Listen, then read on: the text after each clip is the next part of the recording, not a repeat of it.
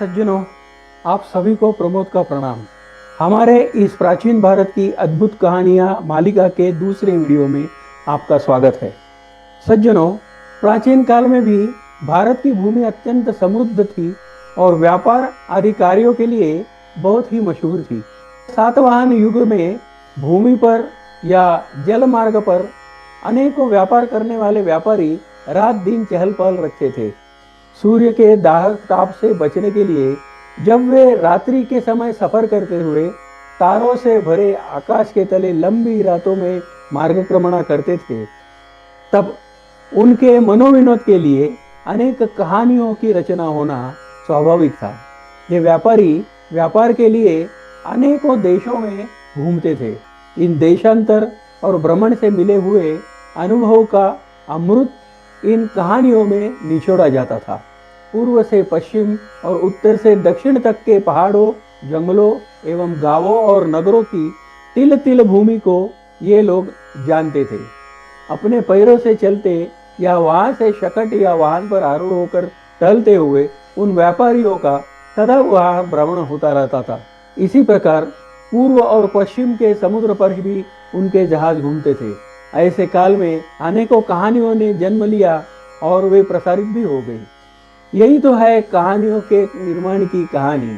अस्तु सज्जनों, अब हम इसके पहले वाले वीडियो में जो कहानी चल रही थी उसके आगे क्या हुआ उस पर गौर करेंगे। देवी पार्वती के पूछने पर शिवजी ने उसे उसकी पूर्व जन्म की कहानी सुनाना आरंभ किया। शिवजी कह रहे हैं कि हे देवी, प्राचीन काल में दक्ष नामक प्रजापति से तुम और दूसरी अनेक कन्याएं उत्पन्न हुई। दक्ष प्रजापति ने तुम्हें विवाह में मुझे दिया और धर्म आदि अन्य देवताओं को दूसरी कन्याएं प्रदान की। एक बार उसने एक यज्ञ का आयोजन किया। उसने अपने उस यज्ञ में अपने सभी जमाइयों को निमंत्रित किया, लेकिन केवल मुझे ही नहीं बुलाया। इस अपमान के बाद तुमने उसे यज्ञ भूमि में जाकर पूछा कि हे पिता, तुमने मेरे पति को यज्ञ में क्यों नहीं बुलाया? तब दक्ष ने उपहास से कहा कि मनुष्य की मुंडियों की माला पहनने वाले, सर्वांग में चिता भस्म लगाने वाले और श्मशान में रहने वाले तुम्हारे अपवित्र पति को पवित्र यज्ञ में कैसे बुलाया जाए? शिवजी पार्वती को कहते हैं, और हे देवी, उनके यहाँ ये अपमान करने वाले शब्द तुम्हारे कानों में जहरीली सुई के समान चुभे। पिता का उत्तर सुनकर पति की निंदा सुनने वाले इस पापी शरीर से क्या लाभ? ऐसा सोचकर तुमने क्रोध से दक्ष के यज्ञ कुंड में कूदकर उस शरीर का जीते जी दहन किया। देवी, तुम्हारे शरीर का त्याग करने पर मैं अत्यंत क्रोधित हो गया और मैंने उस दक्ष यज्ञ को नष्ट किया। फिर मनःशांति और तपस्या के लिए मैं हिमालय में रहने लगा। उसके पश्चात तुम हिमालय के घर में हिमालय की पुत्री बनकर इस तरह उत्पन्न हुई जैसे कोई समुद्र से चंद्रकला उत्पन्न हुई। देवी, स्मरण करो कि उसके बाद जब मैं हिमालय पर्वत पर तप करने के लिए आया, तब तुम्हारे पिता हिमालय ने तुम्हें मेरी अतिथि सेवा करने के लिए नियुक्त किया। इसी समय देवों ने त्रिपुरासुर का वध करने के लिए नियोजन किया था। उसके लिए तुम्हें मेरे द्वारा एक पुत्र प्राप्त करने की इच्छा से देवताओं ने मेरे मन में काम वासना निर्माण करने के लिए कामदेव को भेजा। जब कामदेव ने उसकी पुष्पधनु से मेरी तरफ मोह का बाण चलाया, उस अवसर पर मुझे मेरे तपस्या भंग का बहुत दुख हुआ। इसलिए मैंने तांडव करके कामदेव को जला दिया।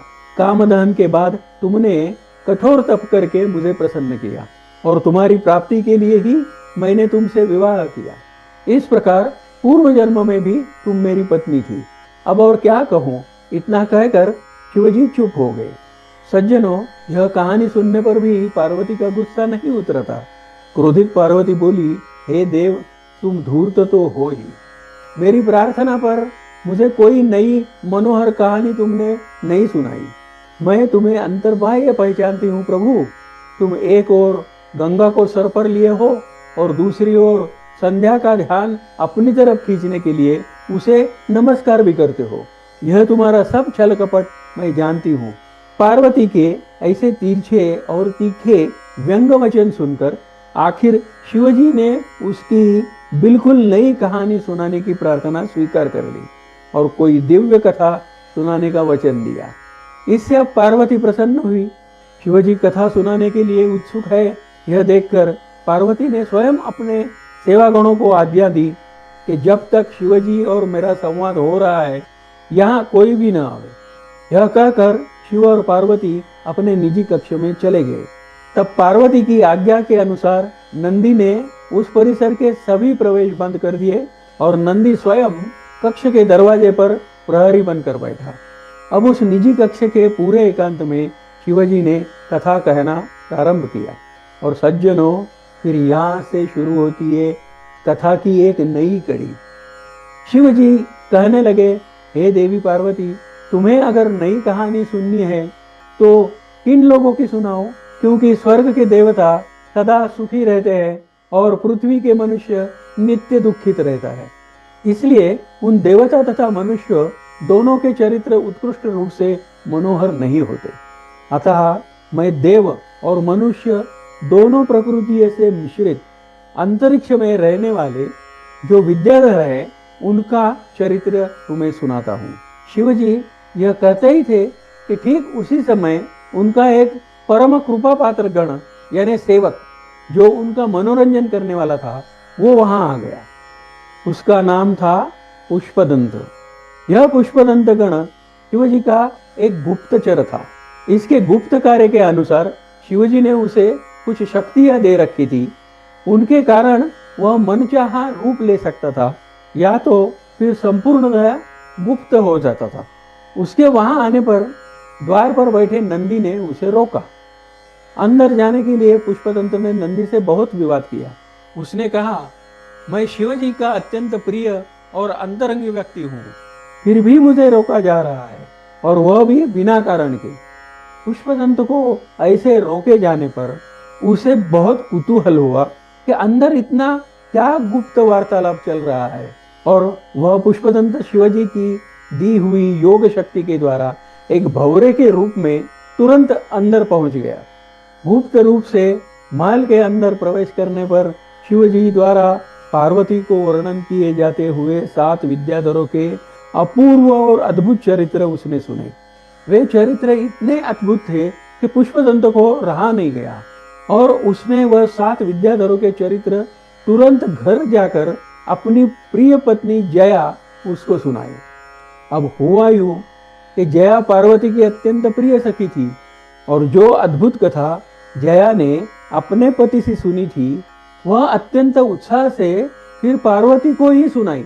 भला स्त्रियों में अपनी वाणी का संयम कहाँ संभव है सज्जनों।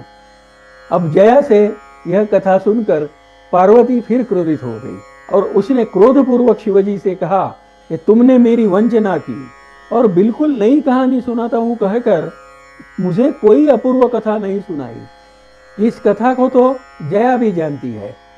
इस पर शिवजी को आश्चर्य हुआ और शिवजी ने ध्यान समाधि लगाकर वस्तु स्थिति को समझ लिया। उसके बाद पार्वती से कहा, जब मैं तुम्हें कथा सुना रहा था उस समय पुष्पदंत ने योग द्वारा भंवरे का रूप लेकर कक्षा के अंदर आकर उसे सुना था, अन्यथा यह कथा जया कैसे जानती। यह सुनकर पार्वती अत्यंत क्रोधित हुई। सज्जनों, अब इसके बाद जो हुआ उसकी कथा हम आपको अगले वीडियो में सुनाएंगे। यदि आपको यह उपक्रम अच्छा लगा हो और वीडियो पसंद आया हो तो ऐसी ही मनोरंजक कहानियां निरंतर सुनने के लिए कृपया चैनल को सब्सक्राइब कीजिए, लाइक कीजिए और अपने मित्रों के साथ शेयर कीजिए। तो फिर आप फिर मिलेंगे, तब तक के लिए खुश रहिए, आनंद में रहिए और सुनी हुई कहानी बच्चों को सुनाइए। नमस्कार।